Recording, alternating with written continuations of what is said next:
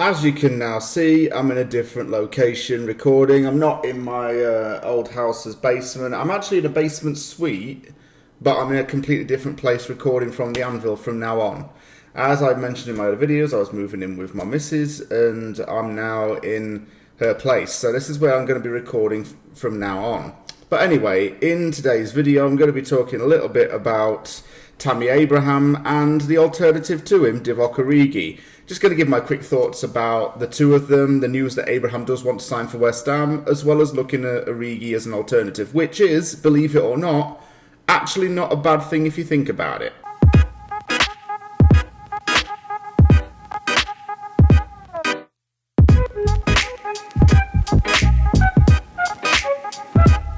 I mentioned in another Wheel and Deal that Tammy Abraham was in favour of joining West Ham and he was very keen on a move, partly because he lives in London and he wants to stay in London. So that was a good piece of news. Also, he's been Moyes' top target for quite a while now, and West Ham fans do know that. So I won't go into too much detail about Abraham because, one, it'd sound like a broken record and me repeating myself from another video, but also I'm just reiterating something that's become common knowledge within the West Ham fan base. The other issue that we have here is that Chelsea apparently want to sign a striker before Abraham is let go. I think this is where being proactive is going to have to come in, and West Ham have to put down a bid to test the waters. I think 30 million would do it for Tammy Abraham, but Chelsea are rumoured to even want Lewandowski and Haaland to come in and are prepared to bid for these two players. So we'll see what happens on that front, but Abraham to West Ham would make a lot of sense, not least because he's a manager's first choice target. And I think that he has been frozen out at Chelsea and that he's going to get, of course, game time at West Ham. So that's another reason why him coming to West Ham would make sense. Logistically, it's good for him. It's also good for the benefit of his career. I've seen what Ekrem Konur, the Turkish journalist based in France, said, saying that West Ham might do a loan with an obligation to buy, or some kind of buyout clause in there. Either way, that's okay with me. As long as Tammy Abraham comes, I'm fine with it.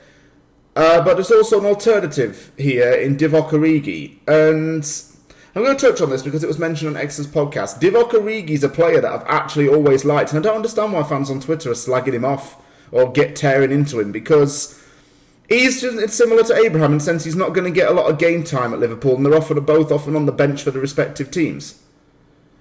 Origi is a striker who's always done his job when he's been called upon, especially when he's come on as a substitute for Liverpool. He scored in the 2019 semi-final of the Champions League against Barcelona, the golden goal that took Liverpool to the final.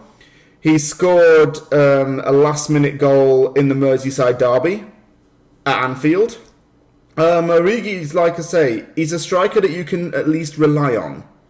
And that's what I think David Moyes wants. He wants players that he can rely on. Origi definitely does tick the box. And if we don't get Abraham for whatever reason, definitely go in for Origi. We've got to go in for him because he's not getting a lot of game time at Liverpool, like I keep saying. So, he'd be better off elsewhere.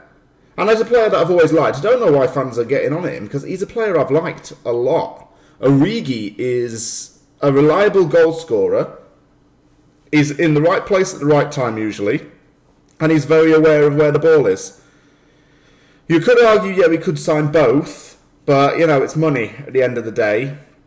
Abraham is still going to be the first choice, there's no doubt about that, but Origi as a backup, I think that's a good bit of business as well. So, having a backup plan here is, of course, going to be needed, because we can't just do this thing where we chase down a target for the whole summer and then they don't arrive and we waste time and other people go elsewhere.